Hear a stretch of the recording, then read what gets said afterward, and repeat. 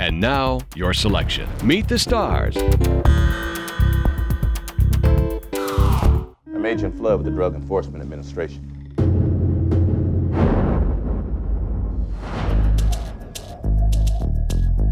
Everything's gotten so strange, Pop. The only people I trust are you and guys I grew up with. What do we say to him? We'll say nothing. He's going to hell for 7 years. What am I going to do, wish him luck? What did you learn actually from working with these individuals? I mean, it's an honor and a pleasure to work with actors like that. It's not often that you can assemble a cast like that, let alone no one's hardly ever available at the same time. Number two, a lot of people don't want to take cuts. And number three, to get a caliber like this, again, the script has to be great, and not that many great scripts around. So I think all the stars came in alignment for this one. Tell me about working with Spike Lee. What came to mind? It's great. I mean, how could you not want to be in a Spike Lee movie? Well, he's just the most compassionate of directors. He creates his family, that's what he does. I've always admired that Spike, as a filmmaker, I think consistently he's rolled around in stories that examine like the very difficult issues about the times we live in, and he doesn't talk down to audiences. He doesn't answer the questions. He can make a movie like 25th Hour on $15 million, and it, humbles so many directors in his market. He takes a story about three men and makes it a movie about society anyway, doesn't he? And that's very powerful.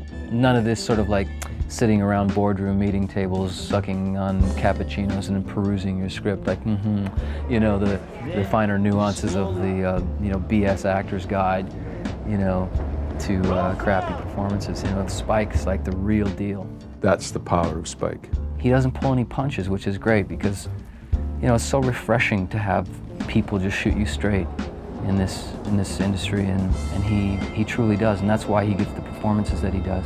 He also invited me to come to the city a month early to prepare and to meet a friend of his who was the ultimate, the template for my character. He was Spike's personal Wall Street broker, and he was Francis Xavier Slaughtery. And he took me onto the trading floors and showed me the life. And that's the way Spike works. There's nothing traditional about it. It's like, I want you to hook up with this friend of mine and go and live it. Anybody who lives in New York City knows that their home and their brothers and sisters are every race.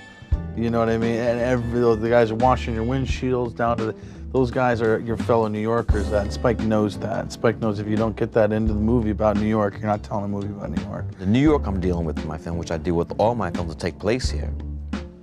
In 25th Hour, it's the crippled, somewhat wounded, recovering city. So that's what really has heightened the visibility of the New York in this film versus the past films, because we always knew that we were walking, we were on a tightrope, so we had to find the right balance. So, I mean, there were I think two other scenes that we had, they're about 9/11, but we just took them out because it would have been too much.